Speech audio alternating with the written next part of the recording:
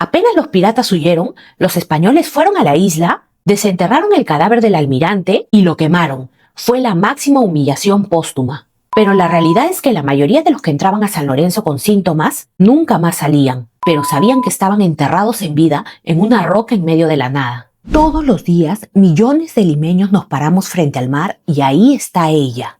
Gigante, gris, rodeada casi como siempre por una neblina espesa que parece querer ocultarla. Te hablo de la isla San Lorenzo. Es la más grande de todo nuestro litoral, pero a pesar de estar solo a unos minutos del Callao, es territorio prohibido. Si intentas acercarte en una lancha privada, la Marina de Guerra del Perú te interceptará mucho antes que toques la orilla. Oficialmente es una zona militar, pero ¿qué es lo que realmente está protegiendo? ¿Y por qué el acceso es tan restringido? Hoy no vamos a hablar de barcos de guerra. Hoy vamos a excavar en un lugar que ha sido cementerio de piratas, lazareto para moribundos y una de las prisiones más brutales de todo Sudamérica. Bienvenidos a un viaje al lugar donde Lima escondió todo lo que quería olvidar. Imagínate despertar en Lima en el año 1624. Te asomas a los balcones del centro, miras a lo lejos hacia el Callao y el mar está negro, literalmente tapado por barcos enemigos. No era un pirata cualquiera buscando un botín rápido. Era Jacques L'Hermite, un almirante holandés que llegó con la flota más aterradora que el virreinato del Perú había visto jamás. Estoy hablando de 11 galeones de guerra y más de 1.600 hombres armados hasta los dientes. Su misión no era solo robar. Su misión era capturar Lima, matar al virrey y hacerse con el control de todo el Pacífico. El pánico en Lima fue absoluto. La gente enterraba sus joyas en los patios de su casa y las iglesias no daban abasto con las misas pidiendo un milagro.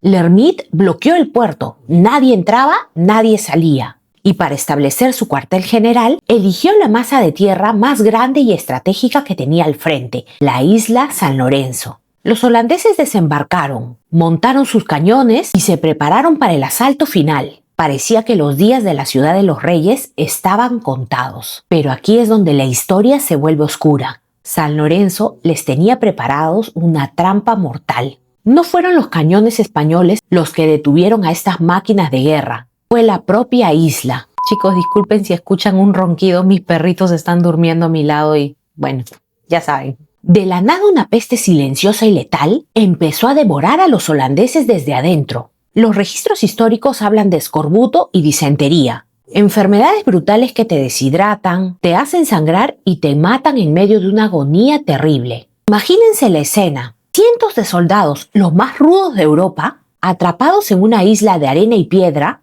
retorciéndose de dolor en sus tiendas de campaña, sin agua dulce limpia y viendo cómo la muerte se llevaba a sus compañeros uno a uno. Fueron 5 meses de bloqueo, 5 meses donde San Lorenzo se tragó lentamente a sus invasores, y el 2 de junio de 1624 la isla se cobró su premio mayor, el mismísimo almirante Jacques L'Hermite. Él no resistió más y murió en su tienda de campaña. El hombre que hizo temblar a todo el virreinato del Perú, derrotado por una diarrea infecciosa en una isla desierta. Sus hombres, aterrorizados y sin líder, le hicieron un funeral con honores militares ahí mismo. Lo enterraron en las profundidades de la isla San Lorenzo y sellaron su tumba para que los españoles no profanaran su cuerpo. Poco a poco después, levantaron anclas y huyeron como cobardes. Pero ¿sabes qué es lo más perturbador de todo esto? Que la paz le duró poco a Jacques L'Hermite. Apenas los piratas huyeron, los españoles fueron a la isla,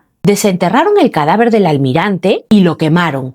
Fue la máxima humillación póstuma. Ahora vamos a dar un salto en el tiempo. Llegamos al siglo XIX. El mundo entero estaba siendo azotado por pandemias brutales, como el cólera, la fiebre amarilla, la viruela. El puerto del Callao era el corazón comercial del país, pero también era una bomba de tiempo. Si un barco llegaba desde Europa o Asia y un solo marinero tosía de forma extraña o tenía fiebre, se izaba la temida bandera amarilla, la bandera de cuarentena. Ese barco tenía prohibido atracar en el Callao. En su lugar, los mandaban al único lugar donde la peste no podía escapar, la isla San Lorenzo. Ahí se construyó el lazareto. Y quiero que te quites de la cabeza la idea de un hospital moderno. Un lazareto en esa época no era un lugar para curarte. Era literalmente la sala de espera de la muerte. Imagínate el terror psicológico. Habías viajado meses en barco cruzando el mundo entero, llegabas a tu destino, podías ver las torres de las iglesias de Lima brillando a lo lejos, podías ver la costa, pero te obligaban a bajar en una isla de arena gris rodeado de gente agonizando. En esos galpones de madera hacinados, el aire olía a salitre y a muerte. Los médicos de la época, con sus trajes pesados, hacían lo que podían, pero la realidad es que la mayoría de los que entraban a San Lorenzo con síntomas nunca más salían. La isla empezó a llenarse de cruces anónimas, fosas comunes cavadas a toda prisa en la arena para enterrar a los muertos, que eran inmigrantes, marineros, viajeros, que nadie en Lima iba a reclamar jamás. Y aquí viene un dato que te va a volar la cabeza. En 1835, un barco científico inglés llegó a estas aguas, el famoso HMS Beagle. A bordo venía un joven biólogo llamado Charles Darwin. Sí, el genio de la teoría de la evolución. Cuando Darwin pisó la isla San Lorenzo, no se quedó maravillado por la fauna. Lo que escribió en sus diarios fue mucho más macabro. Darwin caminó por la isla y describió un paisaje mucho más desolador. Encontró tumbas recientes de lazareto, pero al excavar mucho más profundo en la tierra seca, se topó con algo que le heló la sangre. Fardos funerarios intactos, momias de los antiguos peruanos, enterrados siglos antes que los piratas y los enfermos. Darwin se dio cuenta de lo que nosotros habíamos olvidado, que San Lorenzo no solo era una cuarentena para la República, era una inmensa necrópolis preincaica, una isla que durante más de 1000 años solo había servido para un propósito: almacenar a los muertos. Y justo cuando pensabas que la isla no podía albergar más oscuridad, el gobierno peruano decidió darle un nuevo uso. Si la isla era perfecta para que las enfermedades no escaparan, también sería perfecta para que los hombres más peligrosos del país no pudieran huir. Es decir, si San Lorenzo ya era un cementerio de piratas y un hospital de moribundos, el Estado se dio cuenta de algo más macabro. Era el lugar perfecto del que nadie, absolutamente nadie, podía escapar. Durante la Guerra de Independencia, los españoles encerraban ahí a los patriotas, improvisando calabozos lúgubres rodeados por el mar helado. Imagínate estar metido en un calabozo de piedra, a oscuras, escuchando el rugido del océano Pacífico, golpeando la pared de tu celda las 24 horas del día. Muchos prisioneros enloquecían mucho antes de cumplir su primer año. Pero la historia carcelaria no termina en la isla principal. Justo al ladito de San Lorenzo, casi como si fuera un pedazo de piedra que se desprendió, está una islita más pequeña, pero mucho más aterradora: el Frontón. Conocida en nuestra historia como la Isla del Diablo, a partir del año 1917, el gobierno decidió que las peores escorias de la sociedad, los asesinos más despiadados y los enemigos políticos más peligrosos, no merecían estar en Lima, merecían el Frontón. Así nació nuestro propio Alcatraz. Tú podrías pensar, bueno, es solo una isla, solo tienen que echarse a nadar. Falso. El mar que rodea San Lorenzo y el Frontón es una trampa mortal. Primero tienes la corriente de Humboldt, que hace que el agua sea un bloque de hielo que te paraliza los músculos en minutos. Segundo, el oleaje te avienta contra las rocas afiladas. Y tercero, las corrientes submarinas no te llevan a las playas de la punta, te jalan hacia mar adentro. Tirarte al agua era desvivirte. Y el terror de este lugar era psicológico. ¿Sabes cuál era la peor tortura para los presos de San Lorenzo y el Frontón? Pues la vista. Desde sus celdas, en las noches despejadas, podían ver las luces brillantes de los malecones del Callao y de Lima. También podían ver los fuegos artificiales en Año Nuevo, podían imaginar a la gente cenando, riendo, viviendo. Estaban tan cerca de la civilización que casi podían tocarla, pero sabían que estaban enterrados en vida en una roca en medio de la nada. En este Alcatraz peruano hubo de todo. Tuvimos asesinos legendarios como el Sargento, un hombre que llegó por robar gallinas, pero terminó matando a 3 presos dentro para sobrevivir a la ley de la selva. Pero también tuvimos a políticos de las más altas esferas. ¿Te imaginas a un futuro presidente del Perú preso ahí? Pues sí, el mismísimo Fernando Belaúnde Terry estuvo recluido ahí en el año 1959. E incluso en un acto de pura rebeldía política, intentó escapar lanzándose al agua helada.